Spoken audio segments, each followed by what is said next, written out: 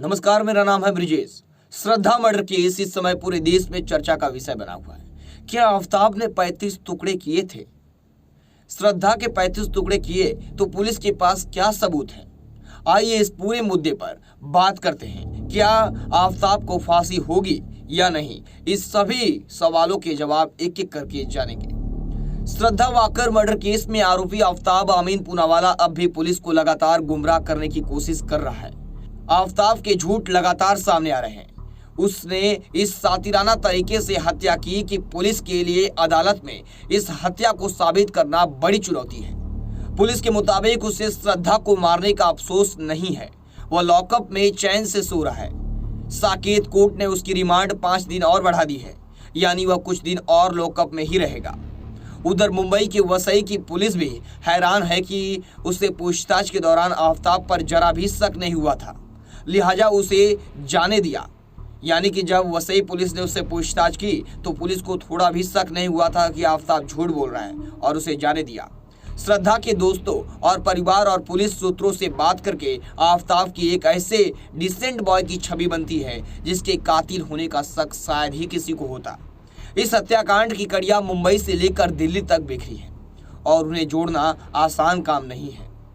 छानबीन में कौन सी बातें सामने आ रही हैं, आइए आपको एक एक करके बताते हैं।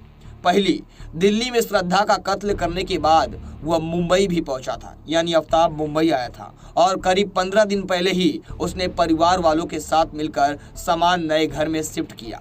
उसे पता था कि अगर पकड़ा गया तो पुलिस और मीडिया परिवार को ढूंढेगा। मुंबई में आफताब और श्रद्धा 2019 में नायगांव में रहे और फिर कुछ महीनों बाद उसने अक्टूबर 2020 में वसई में फ्लैट किराए पर लिया। इन दोनों ही जगहों पर आफताब ने श्रद्धा को अपनी पत्नी बताया था और अपना परिवार इस समय खाली कर दिया है। जहां वसई में आफताब रहता था, परिवार को दूसरी जगह शिफ्ट कर दिया है। आफताब ने घर के बिस्तर पर ही श्रद्धा का गला दबाकर उसकी जान ले ली थी। इसके बाद घर में उसके बॉडी के 35 टुकड़े किए थे, लेकिन दिल्ली पुलिस हैरान है कि घर में खून का कोई धब्बा ही नहीं मिल रहा है। आफताब ने पूरी तरह पक्का किया कि बिस्तर में कोई सबूत ना मिले। दिल्ली पुलिस के सूत्रों के मुताबिक खून के धब्बों को ढूंढने के लिए क्राइम सीन पर बेंजीन नामक केमिकल फेंका जाता है। इससे जहां भी खून गिरा होता है वह जगह लाल हो जाती है। आफताब को इस पुलिस प्रोसेस का पता था, इसलिए उसने ऐसे केमिकल का इस्तेमाल खून साफ करने के लिए किया जिस पर बेंजीन बेअसर है। सोचिए, वो खून तक को साफ कर दिया। आफताब ने श्रद्धा के शव के 35 टुकड़ों को 18 पॉलीथीन बैग में बंद कर फ्रिज में रखा था, यानी 18 थैलियों में भरकर मांस को फ्रिज में रखा था। शव के टुकड़ों के साथ वो तमाम पॉलीथीन भी उसके खिलाफ अहम सबूत हैं। अब तक ना तो शरीर के सभी टुकड़े बरामद हुए हैं और ना ही फ्रिज में खून के धब्बे मिले हैं। सोचिए, फ्रिज में भी खून के धब्बे नहीं मिले हैं। बेंजीन टेस्ट करने पर भी फ्रिज में खून के धब्बे नहीं मिले हैं। आफताब ने कबूल किया है कि उसे श्रद्धा के शव के टुकड़े टुकड़े करने में करीब 10 घंटे लगे थे। उसने 1 घंटे तक शरीर के सभी टुकड़ों को पानी से धोया। इसके बाद सभी टुकड़ों को पॉलीथीन में बंद कर फ्रिज में रखता चला गया। इस दौरान उसने ऑनलाइन खाना भी मंगवाया। काम खत्म करने के बाद वह बियर लाया, फिर नेटफ्लिक्स पर वेब सीरीज देखी और सो गया। हालांकि अगर वह कोर्ट में पलट गया तो इस कहानी को साबित करना बड़ी चुनौती होगी। श्रद्धा का कत्ल करने के बाद भी आफताब फ्लैट पर किसी महिला दोस्त को लेकर आया था। वह पहले भी श्रद्धा की गैर मौजूदगी में ऐसा काम करता था। इस वजह से दोनों के बीच झगड़े भी होते थे, यानी श्रद्धा के रहते किसी और लड़की के साथ भी वो रहता था। पुलिस इन लड़कियों की भी तलाश कर रही है। पुलिस को सबूत मिले हैं कि श्रद्धा के कत्ल के बाद आफताब ने अपना पुराना फोन OLX पर बेच दिया है। इस फोन को रिकवर करने की कोशिश की जा रही है। आफताब ने अभी तक श्रद्धा के मोबाइल के बारे में सच कुछ भी नहीं बताया है। उसने बताया कि महाराष्ट्र में जहां उसने फोन को फेंकने की बात कही वहां से मोबाइल रिकवर नहीं हुआ है। यानी वो महाराष्ट्र में बताया था कि मोबाइल मैंने फेंक दिया श्रद्धा का, लेकिन उस जगह पर मोबाइल नहीं मिली है। पहले भी श्रद्धा का मर्डर करना चाहता आफताब। पुलिस सूत्रों के मुताबिक उसने पहले मार्च में भी श्रद्धा को मारने का सोचा था, लेकिन फिर उसकी भोली सूरत देखकर इरादा टाल दिया। उसे पकड़े जाने का भी डर था। पुलिस पूछताछ में पता चला कि दिल्ली में आकर रहने से पहले श्रद्धा और आफताब हिमाचल प्रदेश के कसौल गए थे और यहाँ भी होटल के भीतर उनका झगड़ा हुआ था। श्रद्धा आफताब के कमरे के बाहर जाकर किसी और लड़की से बात करने को लेकर नाराज थी और इन दोनों के बीच हरदम झगड़े होते थे। आफताब ने पुलिस को यह भी बताया कि उसे भी शक था कि श्रद्धा किसी और लड़के से संपर्क में है। दोनों में बार बार किसी न किसी बात को लेकर झगड़ा और मारपीट होती थी, लेकिन फिर दोनों एक दूसरे के साथ निभाने का भरोसा देकर साथ रहते थे। अब कहानी में बद्री नाम के शख्स की एंट्री होती है। आखिर कौन है ये बद्री? पुलिस पूछताछ में आफताब ने यह भी बताया कि हिमाचल में घूमने के दौरान उनकी बद्री नाम के एक लड़के से मुलाकात हुई थी, जो दिल्ली के छतरपुर में रहता था। बद्री ने ही इनकी मदद दिल्ली में घर लेने में की थी। पुलिस इस बद्री को भी तलाश कर रही है। पुलिस सूत्रों के मुताबिक आफताब ने बताया कि डेटिंग ऐप्स और सोशल सर्किल के जरिए उसकी मुलाकात कई हिंदू लड़कियों से हुई है, जिनसे उसने संबंध बनाए हैं।